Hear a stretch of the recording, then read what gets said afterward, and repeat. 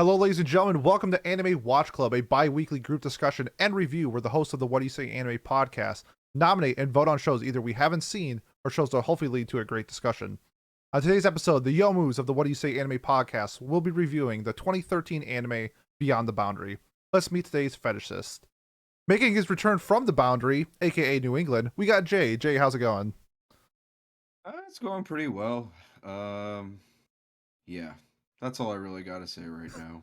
I'm glad it's going well. Next up, he's got a thing for muscly chicks. We got Johnny. Johnny, how's it going? Oh, I don't. Why are you just blatantly lying? What? The best thing about lore is you just make it up. Blatant lies. I don't know, man. It's part of the lore now. Our first moderator of the night.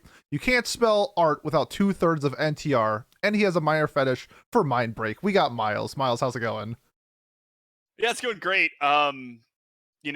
I would just like to apologize to everyone for this one, but we'll get into that later. And we got Pat. Hey, what's up? Yeah, I'm alive. I have returned from work and play and Anime Expo alive and ready to yomu it up. Yeah, that's wow, off to a hot start with that one. But yeah, so we're here to talk about Beyond the Boundary, which was a Kyoto animation show from, God, why did my sheet vanish on me? I believe it was 2016? 2013. I only said it 2013. in my introduction. Well, Pete, sometimes I don't listen to you talk. I gotta be honest. I don't either. It's okay. Nice water bottle, by the way, Pete. Thank you. But yeah, so there we go. 2013 Kyoto animation show Beyond the Boundary. Nominated by Miles. Yes, we are gonna shame Miles all throughout it for nominating the show. Sourced by light novel. Why don't we get off our first impressions and first thoughts? Pete, why don't you start us off? Yeah, a lot of hype going into this. Kyoto Animation is known for its quality and its animation, and normally picking and choosing what it wants to do. To me, I thought this was probably one of the worst Kyoto Animation shows that I've seen. But that being said, I don't think it was as bad as I think the other people are going to get into it. The first few episodes were a little confusing, especially episode 1 into episode 2, where we have this big old battle and then into them being in a literature club. Was a little out of, I don't know, the pacing was just a little weird. And throughout the show, the pacing was a little weird, but for the most part, I enjoyed the show, and I would recommend it to people looking for a fun show. Not a good show, a fun show. Fair. Alrighty. Miles, what about you? Yeah.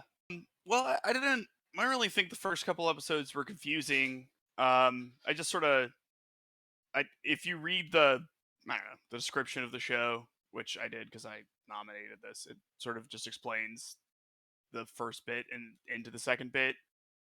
So that's probably why I didn't have any confusion with it. I don't know. The show wasn't great.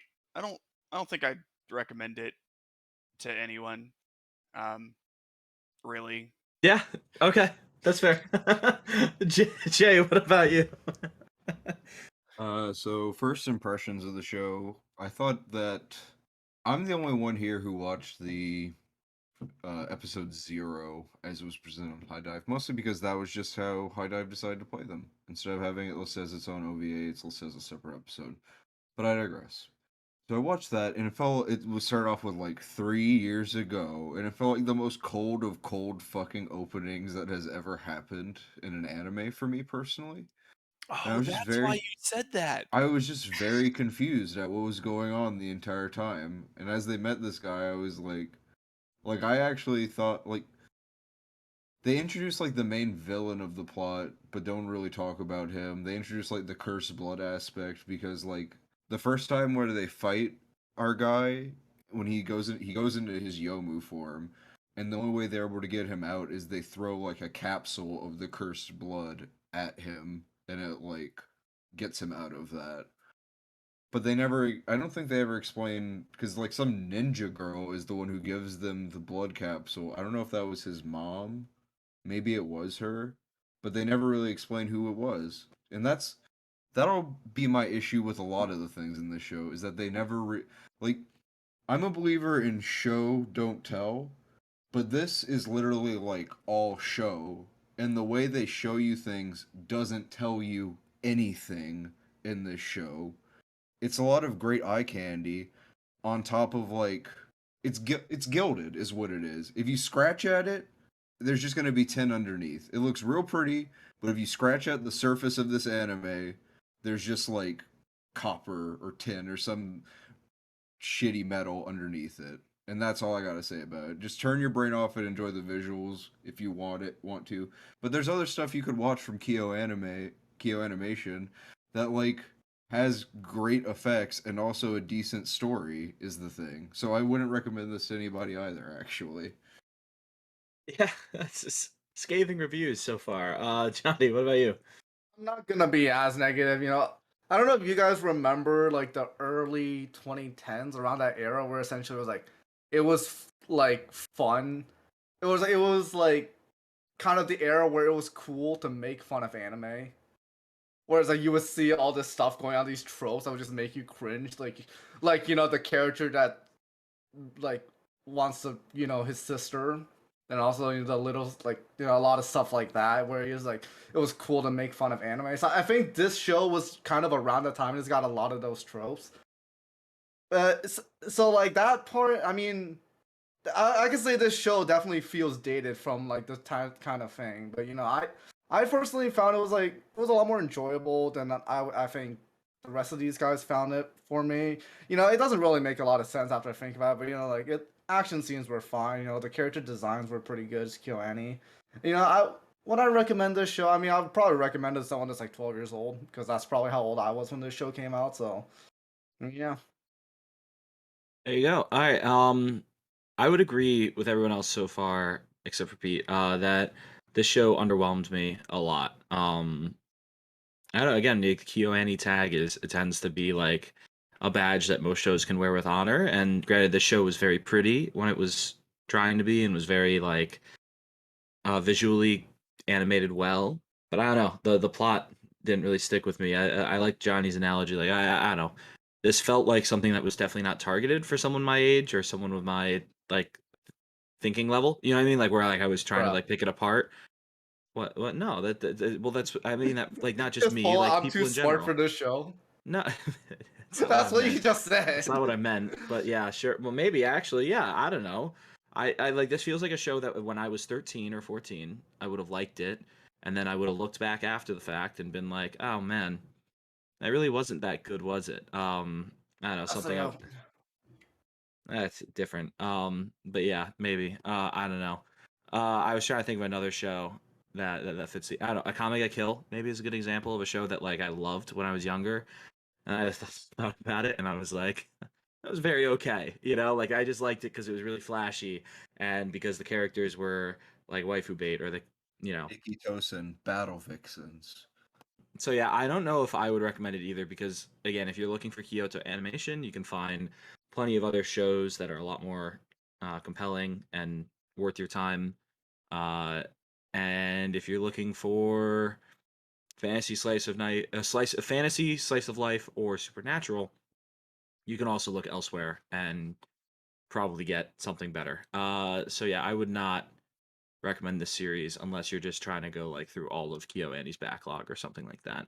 But with that, spoiler free section is over, so now we will have spoilers going forward for this series, which does matter, I would say, as well. So keep that in mind. There is a plot to follow. People die, sort of, in the show, and then they and that matters for the sake of the show. So yeah, does anyone have a specific talking point that they would like to discuss first? Do we want to bite the metaphorical bullet and just talk about how this show handles people having sexual fetishes, or do we want to save that for the end? What's our I mean, thought? Ooh. to me, that's just like anime. I just want to. I think it's on another level. I'm so desensitized to it at this point. I hardly notice it. Okay, so I think the first thing I want to just put in everybody's mind, just get you in the right mindset when we're discussing the plot of this show, is every time you think, huh, they didn't explain that. They could have explained it in a relatively short amount of time, but they didn't. Just remember, there was a 7.5 minute long idol sequence in episode 7.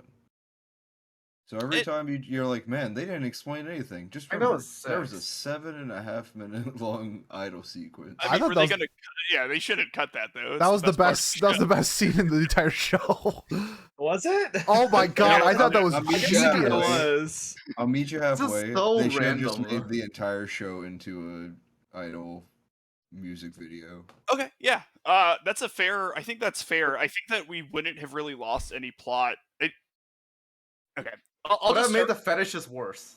Yeah, no, it would make it make more sense. I'll start with this before we delve into how the show handles those things oddly. I feel like the show, like several other shows that we've watched, was very sort of confused on like what it was.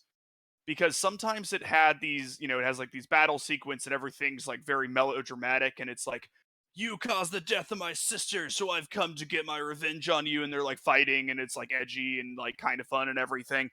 And then like the other half of the show is like slice of life isn't even the right word.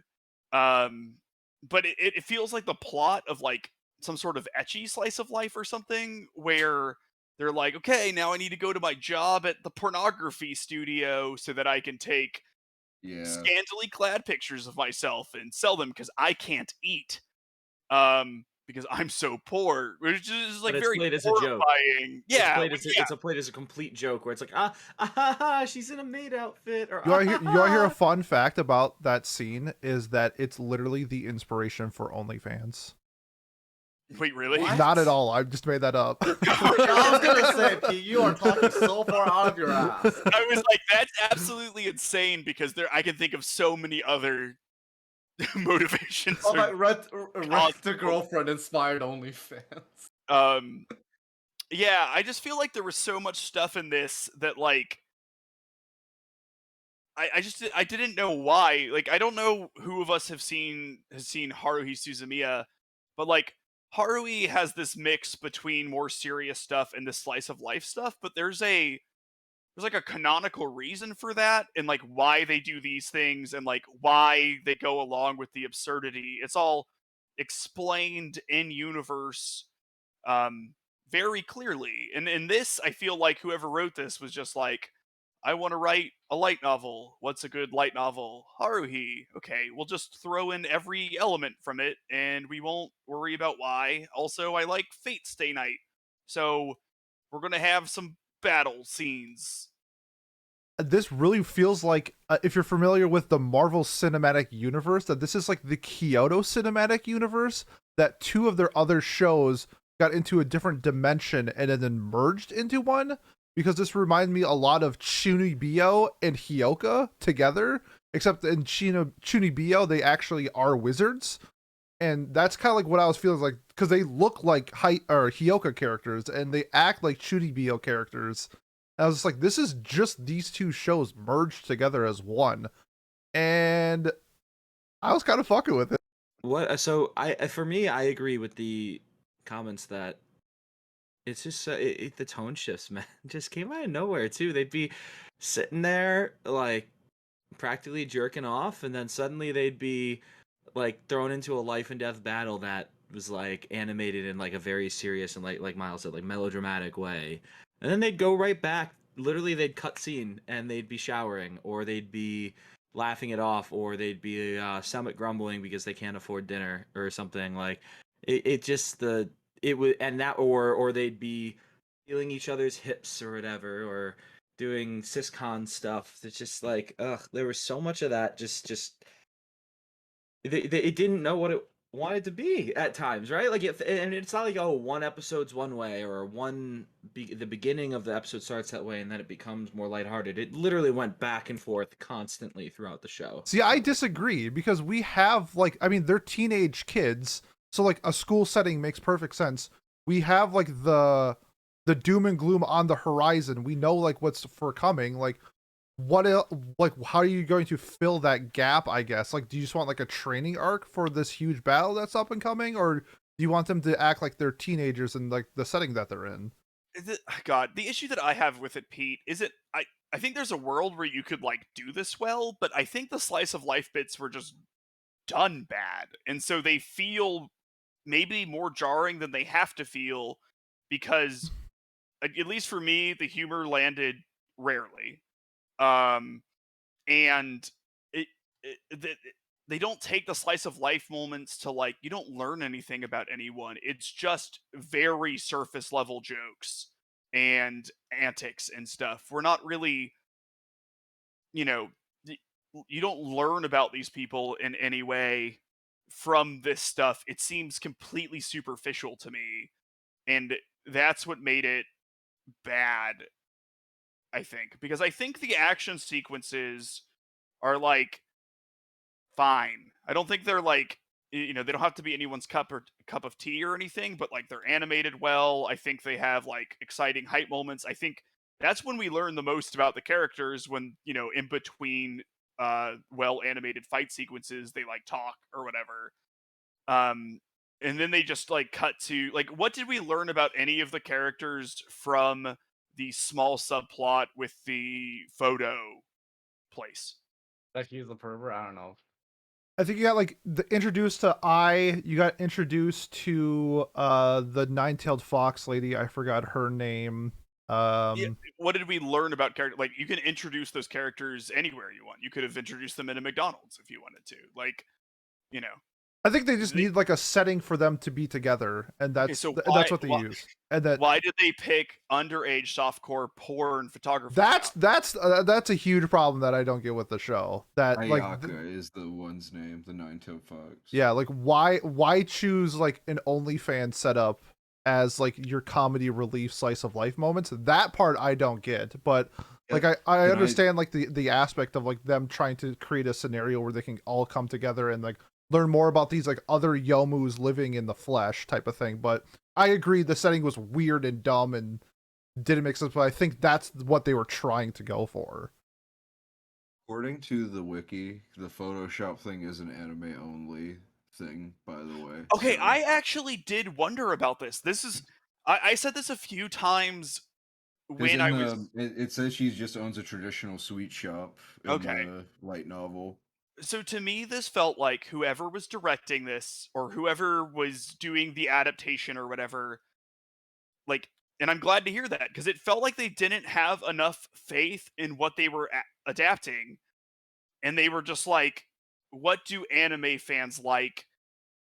These sort of fan service made outfits and these antics and idol scenes, and like some of that stuff probably happened in the light novel, but like there was just so much of it in seemingly random parts. It felt like they used downtime and instead of having conversations that were like completely relevant to what they were doing, they used that time for like what felt like kind of skits almost that didn't fit with the rest of the show, that were there for fan service, not even like showing skin fan service, but just like the traditional meaning of fan service, things fans would like to see because they're anime fans and they like these things. I don't know if there are any other changes, Jay, but man, holy shit. There's stuff that the movie adds to, apparently. It's just like, goddamn. Okay. I hate this. I hate it here. I would be curious to know like how much Himari talks about his sister in the light novel. Like, I am positive he's a siscon in the light novel. I am curious if the absolutely insane amount of emphasis is put on it. It's just seemingly all the time. Because, like, what else does he and Akihito talk about other than that one of them likes glasses and like one of them likes his sister, right? Like, that's... Don't forget, he also puts his hands in that guy's armpits. Yeah, to stay warm, because he needs to stay warm. Because apparently, does he put them like literally in his armpits? It's his hips. It's like he puts it on his hips. Yeah. No, I think he did his armpits at one point. Towards the end, he did. Yeah. I don't know if I was like misremember. I swear to God, like there was one scene where he just like his fingers like went in his body. I'm probably remembering that wrong, but I swear I saw that. I think you're remembering that wrong. That might be the scene. That might be the scene when maybe I'm Mirai is homophobic, which is very odd considering she wears trans rights colors the entire film. That's that was some Discord lore where Jay misinterpreted a scene and was just like, "Oh, I thought it's really weird they made Mirai so homophobic out of nowhere." Yeah, I don't know. What did you guys think about oh, Pete?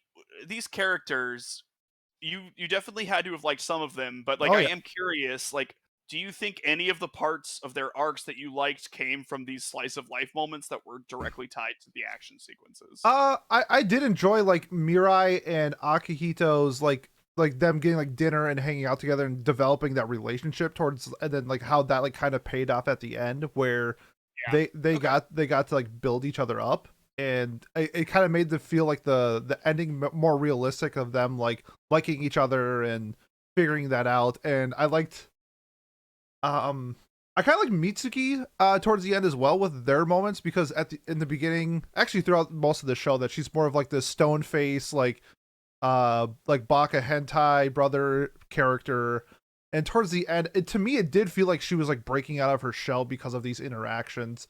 There's like a specific scene where it feels like it was like really irritating her when they were going to go to the festival, and that they kept saying how it was like you have to bring like a date, like this is for like couples and everything like that, and she's like really upset by it. And I kind of like that scene where like she's not just like the stone cold face. I think like she was like really influenced by her family to be like this warrior, and that she can't be like this normal teenager that it seems like she kind of wanted to be. And I like that through her character, through these other moments that we had with her, because she really wasn't like an typical fighter. She threw like a lot of shields and stuff up, but she wasn't really a part of like the big action sequences and like a huge contributing factor. So for those reasons, I kind of liked that. Also, I loved I. She was such a fun character, especially in the idol scene where they like break apart, like they Moses their group, and then she's like the fifth member. That was hilarious. I love that scene so much. And but that's me being the slice of life snob. Like I love these scenes, and especially with how Kyoto Animation handles slice of life. Like Hyoka is one of my favorite slice of life of all time. Miss Kobayashi's Dragon Maid. Big fan of like the other what else did they do? Chunibyo has some moments, even though I hate the show for the most part. It's how they handle these situations. I'm a big fan of.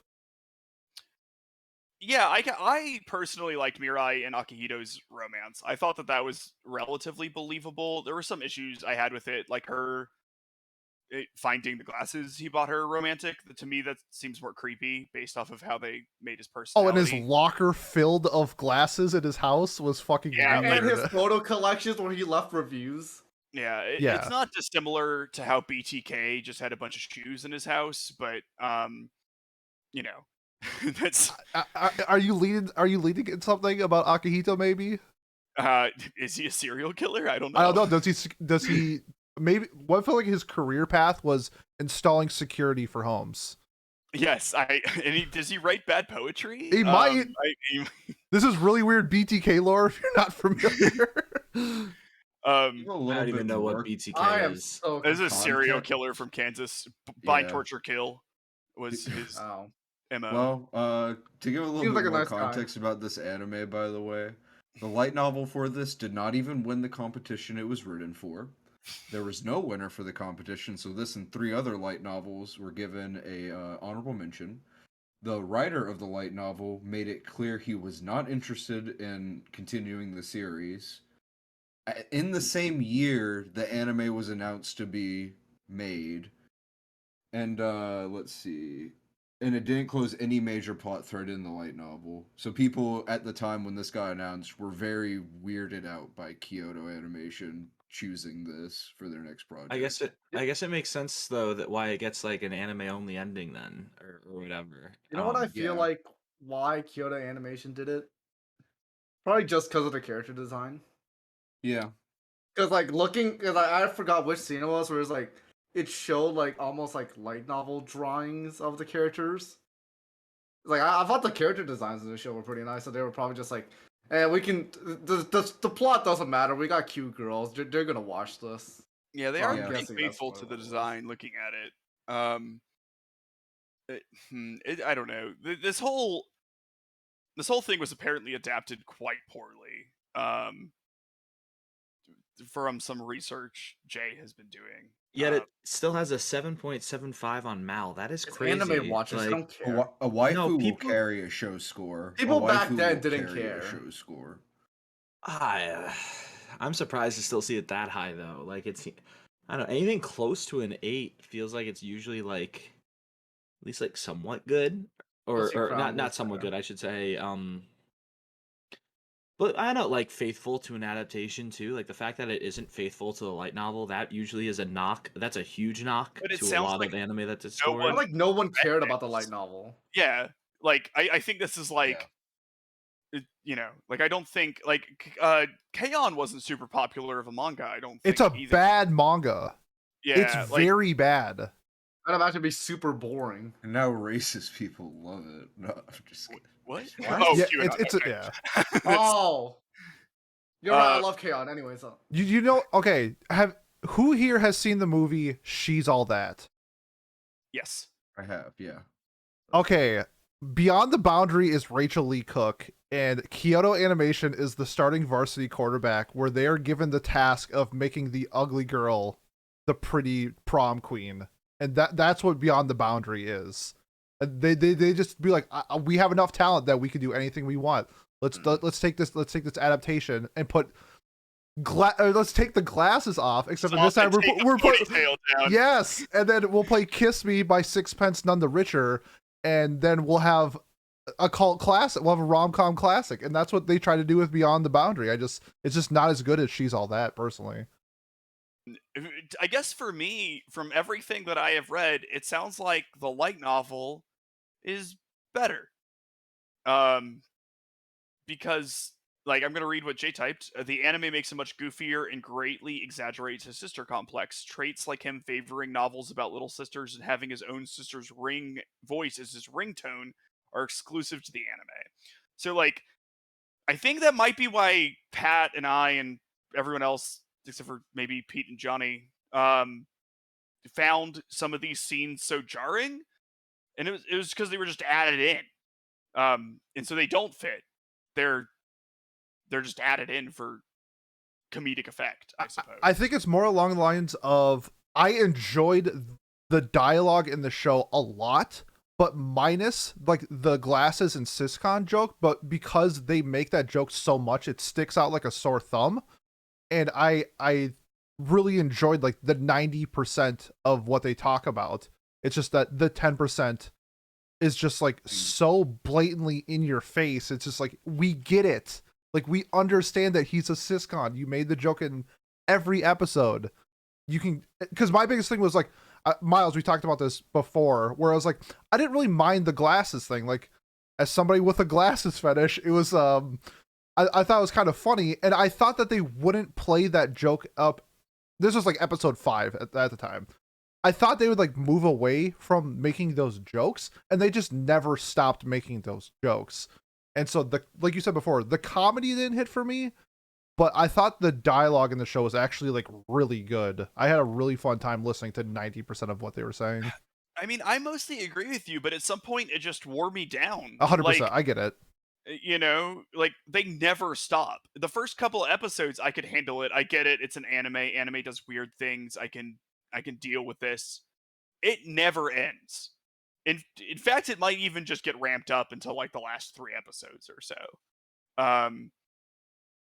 You know, I don't know. Mhm. I feel like in general it's super melodramatic when you consider the fact that, okay, we see our guy go into his Yomu form like 3-4 times, and they always talk about how insane it is and how like it's like a world-ending threat for him to go into this Yomu form. No characters are ever killed by him in his Yomu form. The most he ever does is like make a large hole in the ground, which granted was a very cool hole in the ground. The lead villain doesn't kill any of the main characters either. Literally, and I'm not saying that stakes are just like the stakes of a show are grounded in how many characters die in it or something like that, but I literally did not feel like anybody was ever in any danger in the show, especially when you consider like watching Mirai do the fighting the beyond the boundary Yomu and like she's just getting like thrown around like a fucking rag doll, taking literally 0 damage, physical damage from it. Like everybody in the show just has infinite durability, so who cares? Like everybody in the show is invincible apparently, so who cares what happens to them? Ding. Sorry, the CinemaSins ding just had to come in. Yeah, Unironically though, yeah, unironically literally, though. like multiple times, like, oh, this person's totally gonna die. Ding. Like, no, Most no, that ever it's not. happens is our hero gets like conked out after he freaking goes Yomu mode. Well- Like he well, he knocks out for a bit. It's Yorman time. She does die, and then they're just like, actually, somehow she comes back. that's Like right. that's They literally do that twice. They do it Do like it twice. Mm-hmm. Well, the Like, it's first like- time they explain it. The second Apparently, time she they doesn't don't. have any memories now. That's is the thing. sequel. Yep. That's Oh, in the okay. movie. Yeah. So they really And are. Just you know trying that to kind of leads reality. into what I was gonna say, guys. You know, I'm tired of watching anime where a cute girl disappears and then comes back. We've done like 3 or 4 of them since I got here. I'm putting a moratorium on Bunny Girl Senpai, Guilty Crown, Beyond the Boundary type shit. Don't nominate that while I'm here. Do something better. Ooh, we might. But That do we might need a not. hot boy to disappear at the end? That'd be better. I feel like there was one more that I'm missing out on that, by the way. It feels like 4, but I could be wrong. But holy shit. Does anyone disappear in Sunny Boy? Or And then come Raze back? Fawn. Oh, she does. She does disappear at the end. But Yeah. they did it well in Sunny Boy though, because she doesn't fucking come back. Raze Fawn. Yeah, I said Raze Raze Fawn. Fawn too, yeah. Yeah. Yeah, that's So a that's boy 5. disappearing. Yeah, Oh, I that's forgot what happened in that show. well. Okay, I mean, He becomes the eternal hall monitor of time or some shit, basically, in Raze Oh, I Fawn. see. What a horrible fate. yeah, Yeah. I Fate worse than death. like Pete. Did you like the ending of this? Loved it. I thought I But honestly. even the last bit? Yep. I thought the last 3 episodes were really good. I was. Like Okay. the last thing that The happens last- in the show. 'Cause I liked the last 3 episodes Well- until Yes, because I guess there might be some more explanation to it, but like how the Beyond the Boundary created essentially a dimension of a new world so that they could fight Mirai, and then That was at the cool. end, Beyond the Boundary didn't die; it was back into Akihito's body, yes, and they kind of had a play on that before with Mirai's like blood being in Akihito, so it's like a part of them, and like not everything is lost if there's like a part of somebody in something, and that's kind of like the vibe I was getting with like I didn't think that because if Beyond the Boundary like actually died, then I thought it would make sense that Mirai died, but because it didn't actually die, that it made sense that Mirai also wasn't dead. but shouldn't she be like stuck in him in some way? Because she was stuck in the ring because he grabbed the ring, so it's like the part of him or whatever, like how they're connected, whether it's like physical or through like an item like a ring, and then at the end you see the ring go away, and then it clicks to him that like he runs onto the roof, and that's kind of like the vibe I was getting. It's like, I mean, they fight in fucking dimensions. Like, it's not weird that somebody's not dead. Like, I don't know. I thought it made sense with the context of the show. I guess. I mean, you don't have to agree. That's just how I viewed it. It's like, I don't think it made sense I at all. am So, Very lost. I don't Well, think I they get- really set up the fact that like that could. I don't know. To me, it just didn't. I think it's open to interpretation, and that's how I Well, my interpreted it. interpretation is that makes no sense. Yeah, that's fine. it's fair. Also, why can Mirai's clothes just never get vaporized by her blood? Because then this show would not They- be rated T. They should make everybody. They should just make everybody armor made out of the same stuff Mirai's trans rights uniform is made out of. Yeah, that's a good point because her blood just destroys whatever it touches, except for her clothes.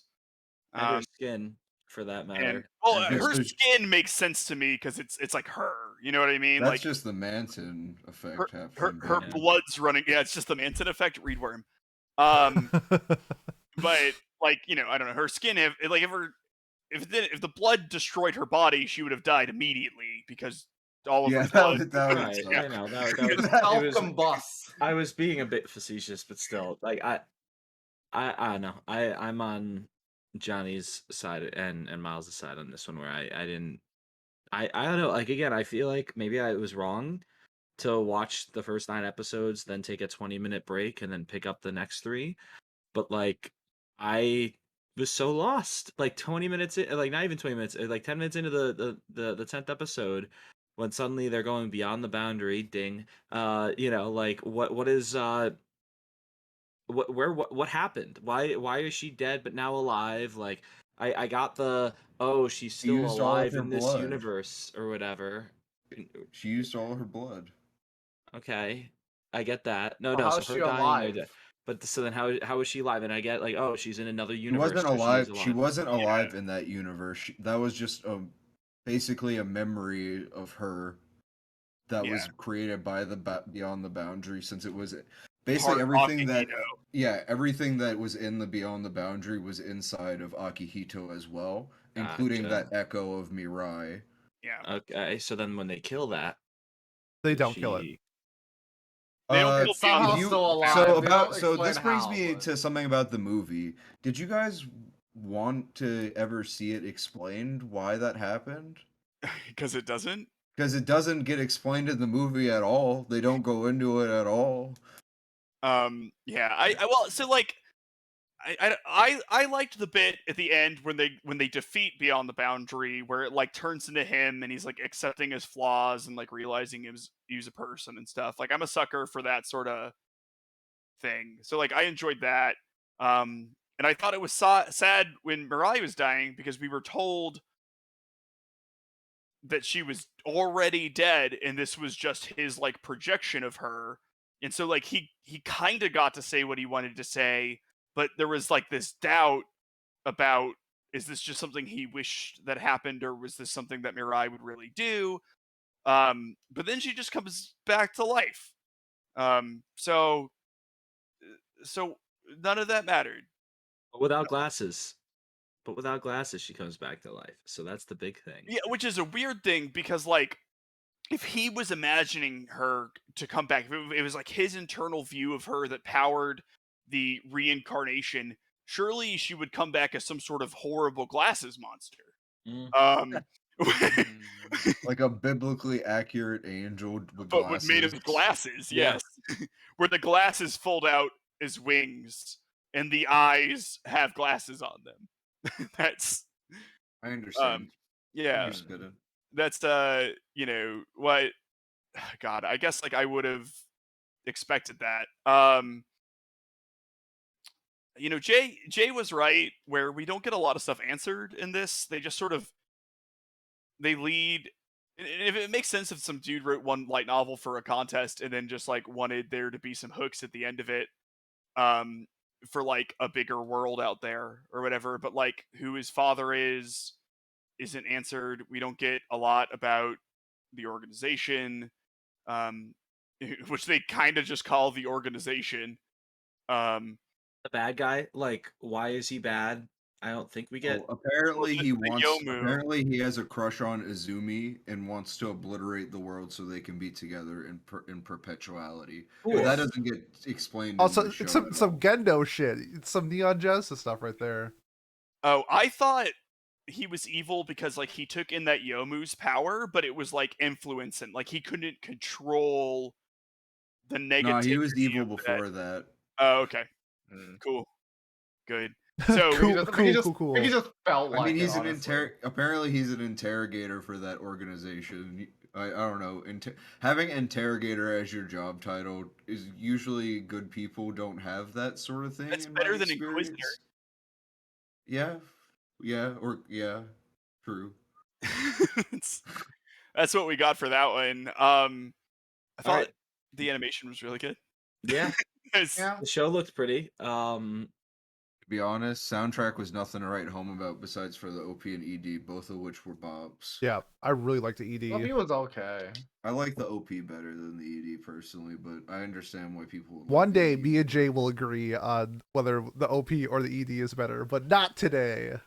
We agree with Jujutsu Kaisen. Oh, it's true. I mean, Lost in Paradise is the best CD ever That's made. easy. Yeah. Yeah. Fair enough. Yeah. Easy But one, Miles, so. you did touch on it. I think that we should talk about, since it is Kyoto Animation and they are known for being an S tier like animation studio, that there were plenty of moments in the show that I thought, especially for the time being 2013, that were pretty breathtaking.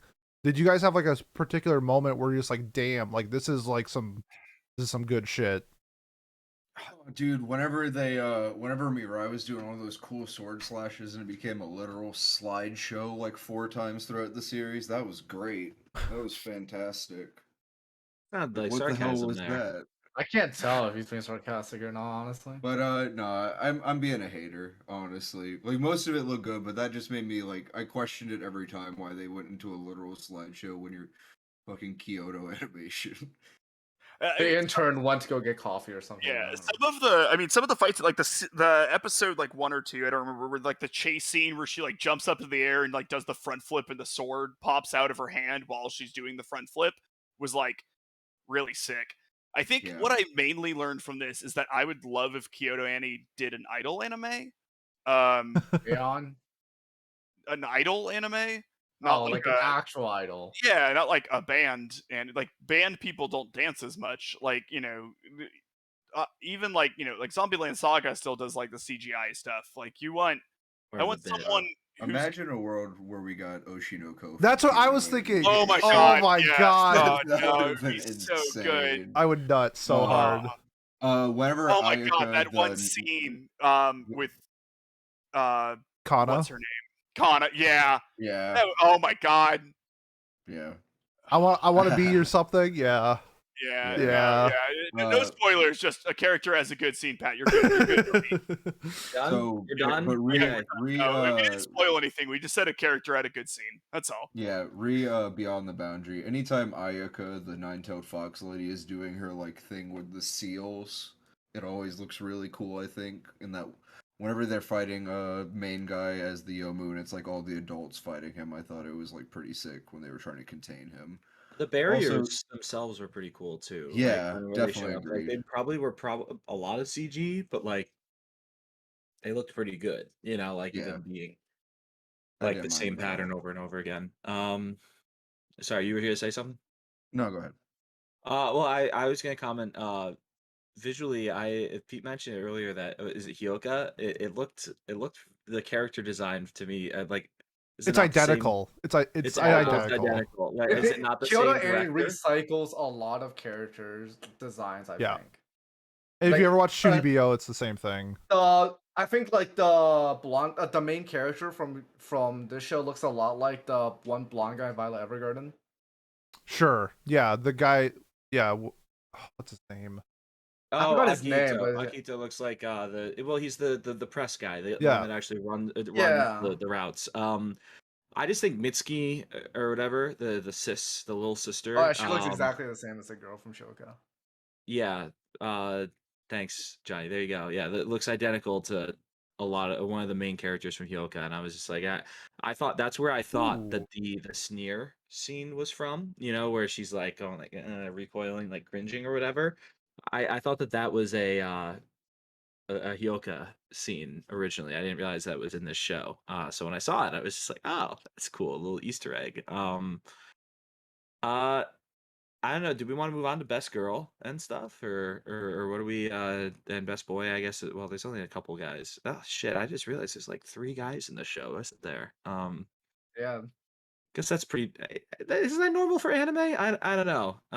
This didn't For feel anime like like this. Honestly, the show has a relatively high concentration of men for the type of show that it is. for the type of show that it is. I guess it is pretty normal for it to have a low number of males. But yeah, either way. So I guess we can do best boy too. But so yeah, best boy and girl. What have you got? Pete, starting with you.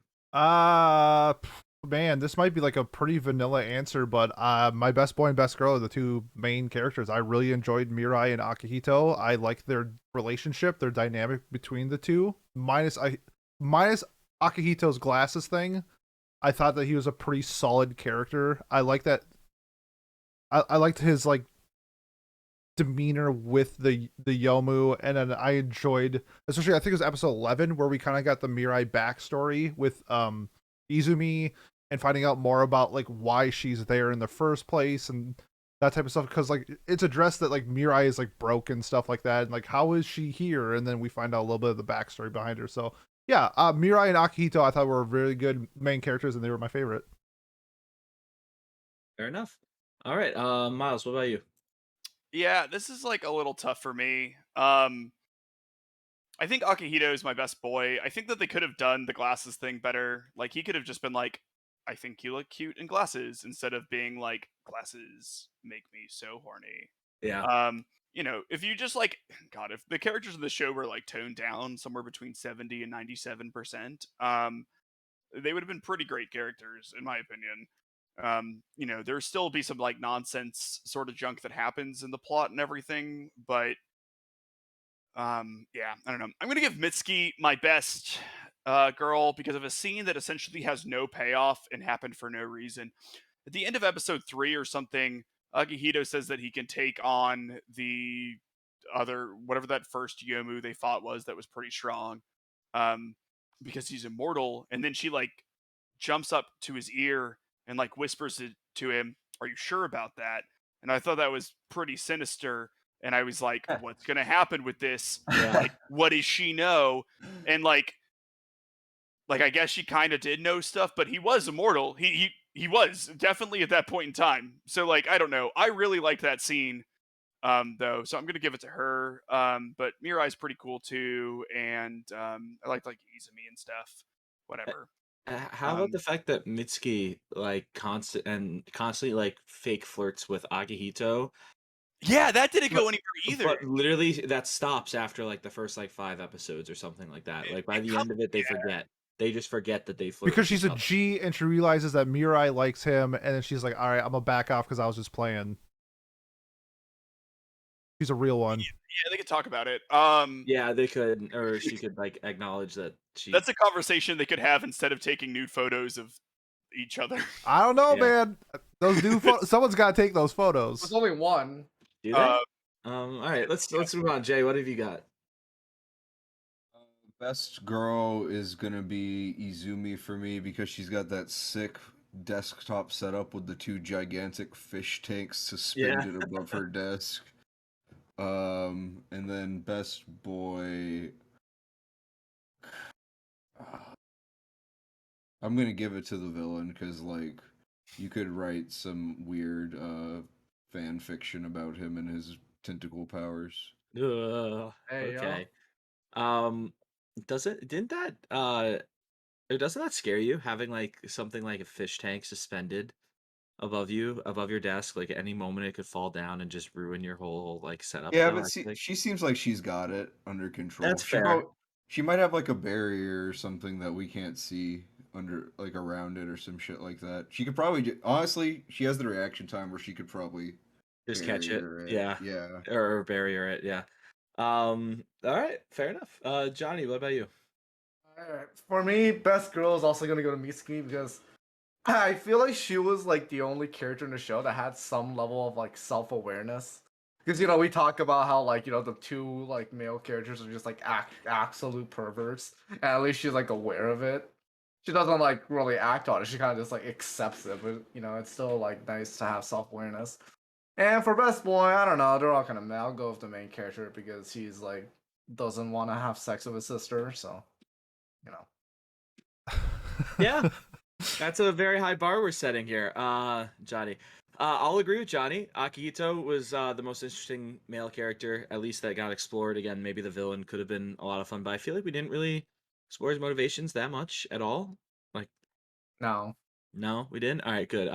Again, there are times where I wonder, did I miss things? Like, did I just miss it? But it's like, no, it just didn't happen. Okay, that makes me feel better about myself. They didn't explain it. Shit. Yeah, and then Jay, who's my best girl? What the punchy lady? What's her name? Nino.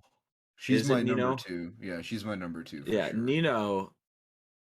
Nino could get it. Like Yeah, could she could kick my ass, and that's when pretty she hot. had the Like victory on symbol her painted face, on that her was feet, so funny. Oh, it like was so good. that outfit was so good. And It I'm just a was. sucker for a brawler type girl. Like Yang has always been my favorite Ruby girl, so Mm. that's right up there for me.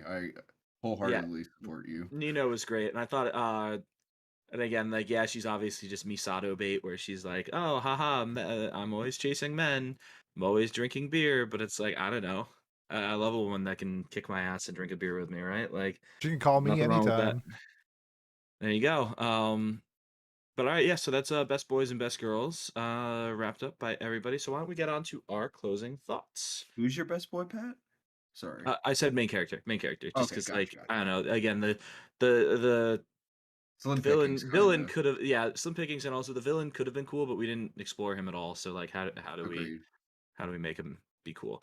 All right, Yeah. so yeah, Pete, why don't you start with your final closing thoughts and your final score, so that way we can average this shit out and be ready to announce our next show. Minus the glasses and the sister thing, the most part of the show I enjoyed. I thought it was really easy to watch. I had a really fun time listening to the dialogue. Mirai's sort of like quirkiness and antics that she does throughout the series was really fun to watch, and that's kind of why like I resonated with her. The fight scenes were fantastic, especially the last one with the fight with the boundary where they're like on the moped. Reminded me of some like Fooly Cooly stuff. That was really fun. Overall, had a great time watching the show. I can see the critiques that you guys give it. I understand why somebody would hate this show, but I can also see, I think it's a lot like Bunny Girl Senpai, where like I can see why somebody would rate it a 2, and I can see why somebody would rate it a 10. This is one of those shows. I'm gonna meet somewhere in the middle. I thought it was good. I had a good time watching it. I'll probably watch the movie sometime in the future. I'm gonna give it a 7. 7 from Pete already. Miles, what about you? Okay, because I'm an easy man to please, Pete just made me realize a thing I liked about the show that will make me raise it 1 whole point. Oh, no. During that moped scene, they never take the opportunity to make an upskirt joke. And the amount of self-restraint that must have taken the writers of this show is ungodly. An unfathomable amount of self-restraint for these people, because I thought it was coming the entire time and I was ready to jump out of a window. But it never did. It was just a cool show. Anyways, I'm gonna give this a 6. And that's Alright, higher than good. I thought he would give it, honestly. I thought you were bumping up to a 7 myself. No. God damn, really? Like, That would make this show on the same level as Violet Evergarden in his eyes. Honestly, I really wanted to, but I couldn't in good faith do it. If there was a way in good faith I could have given this a 7, I would have, just for Pat, but I can't do it. What if I tell you in the movie there's a stargazing scene? Oh, 7. yeah, there you go. Jay, what about you? So overall, I think that this movie is very vapid and series is very vapid and shallow. It's kind of just waifu bait, and I think if Mirai didn't look the way if she was just like some brown-haired, brown-eyed Japanese girl, then this whole fan base would just evaporate instantaneously. I think that KyoAni was weird to produce this. They were lazy with it in several spots, and it shows. The dub of this is hot garbage. Would never recommend it. And honestly, it's made me not like Sentai Filmworks in general. I will never listen to one of their dubs after this and the Vinland Saga dub they did, which was also garbage. Nothing ever gets explained. The plot doesn't matter at all. But hey, it was pretty to look at. I'm gonna give it a 5. Love it. Well, that's painfully average, right? There you go. So I'll throw my 5 onto the scoreboard there too. And Johnny, what do you got? All right, so I think for me, the best way I can put this show is if in high school anime club decided to like put everything they wanted in a single anime, and this is basically what would happen. If a bunch of rowdy kids decided to just add all these things, add some supernatural plot, add some hot girls, add some weird stuff about their sisters. Hopefully they're all only childs, but At the end of the day, as a recent high school graduate, I kind of relate to some of these things, unfortunately. But so yeah, I Like don't the think it sister was part? that. No. Oh God, no. Sorry, continue. Yeah, it's oh God. Anyways, You could phrase anyways, it I'm better. gonna give this a 7 out of 10 because I don't want to think about that. Johnny because, is giving this a 10 because he loves sisters. Okay. No, it's the glasses. Get that right. Yeah, put it in the Okay, okay. spreadsheet. It's the glasses. Yeah, 7 out of 10. Okay, 7 out of 10, and yeah, I'm very in a similar boat to Jay, where I was disappointed, knowing that it was KyoAni. Felt definitely my least favorite KyoAni show I've seen, pretty much by far. Uh, and I was frustrated that even while watching like a dub, I was getting lost. You know, usually when you watch like something subbed, you could be like, oh, I missed a line of dialogue, or I was too busy reading the dialogue to see something happening on screen. But when you're watching like a dub, you're like, you expect to understand it. And I the plot didn't really matter for what happened on screen in like the context of things, because at the end of the day everyone lived, and yay, we're all happy. So I don't know. That frustrated the shit out of me when I was watching. So I think I'm gonna go with a 6 out of 10, because even with it being KyoAni's worst work, it still looked pretty good at times, and then it also had some pretty cool scenes and good music too. So I think overall a 6 fits. Go ahead. I just want to say, I'm sorry to listener and friend of the pod, Ramen, who really Yes. enjoys Oh no. this, and I even added you whenever we discovered we were gonna do this, because I remember you had told us to watch it. I still respect you as a person. Please don't hate me.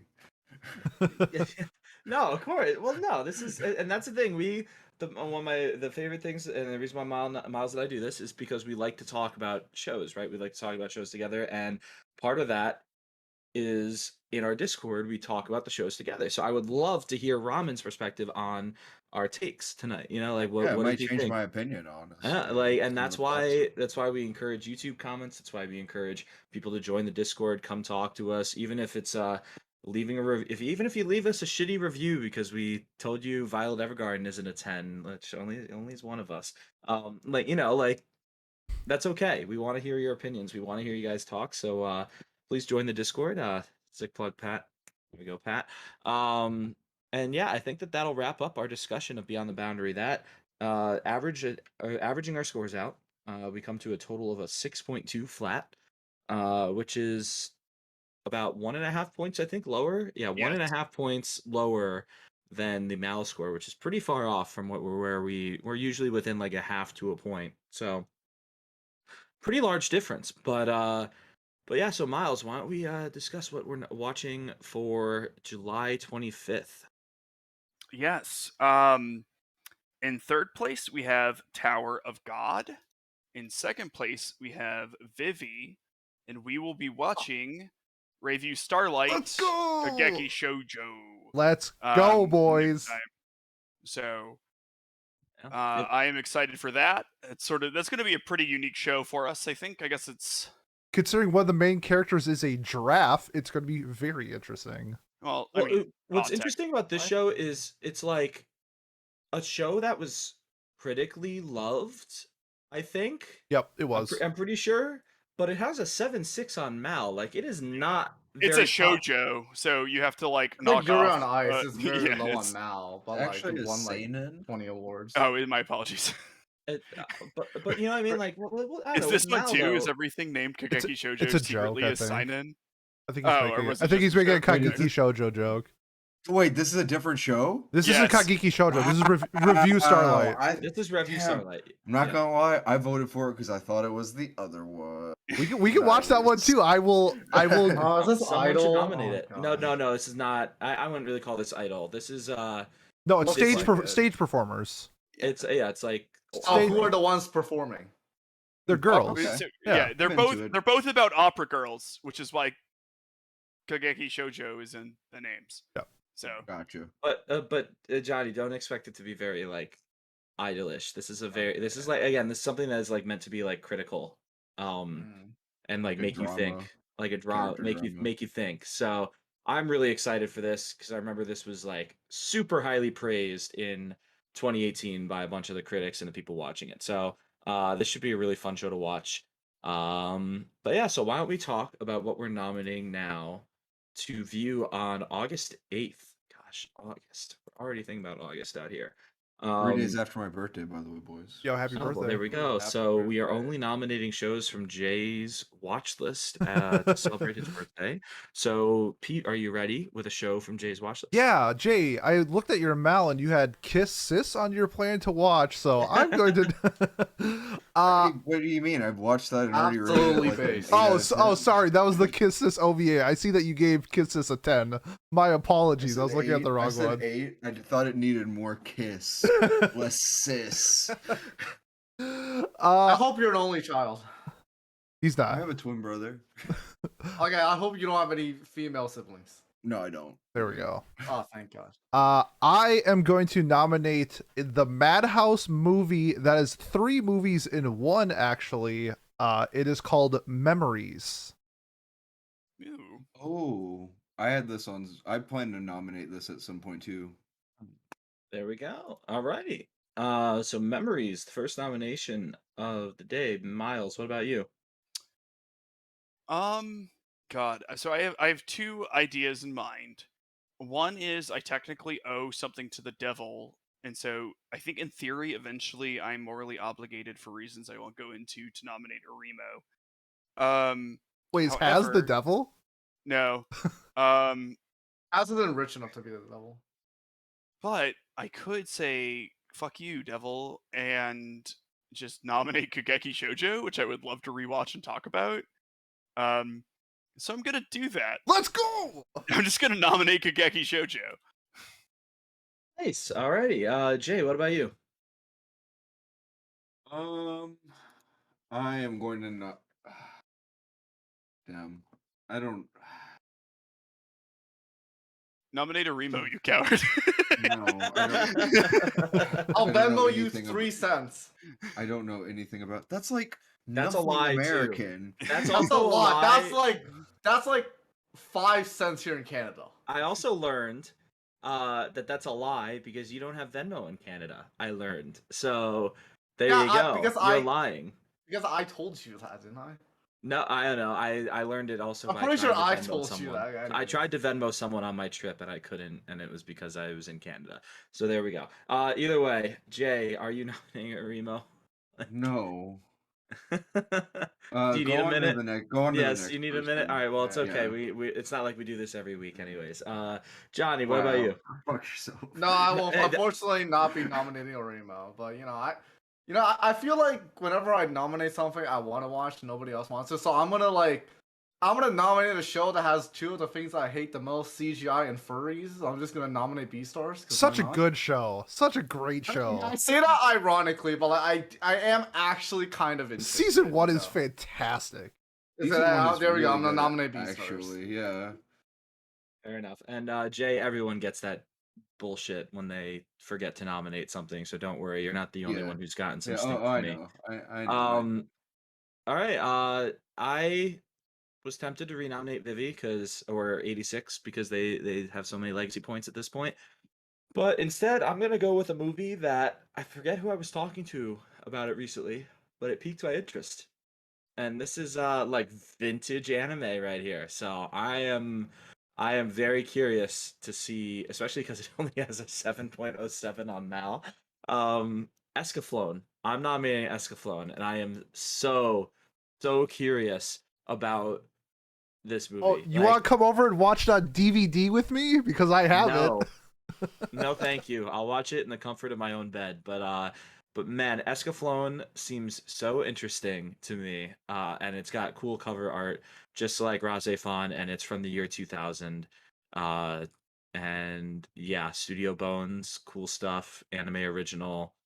God, I am just so curious about it. So yeah, let's watch Escaflowne, A Girl in Gaia.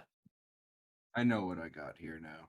Oh, Jay, yes, what have you got? Oremo I am season going 2. to nominate the 2008 Madhouse film or Madhouse series Kaiba.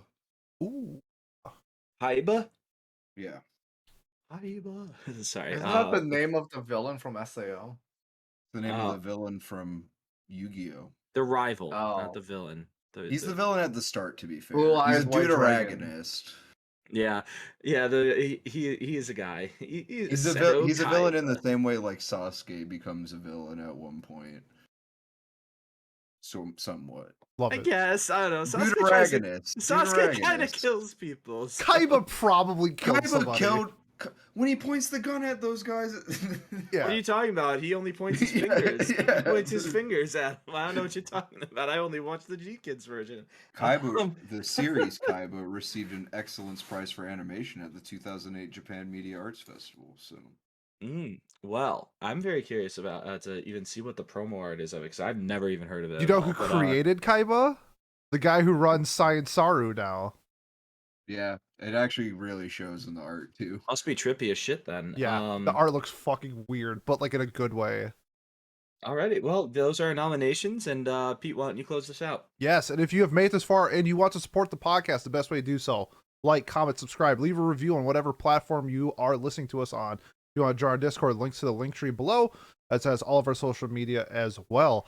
Next week, we will be doing our first impressions on the currently airing summer seasonal, so get our first thoughts on that. Otherwise, if you are here for Watch Club in 2 weeks, we will see you for Review Starlight.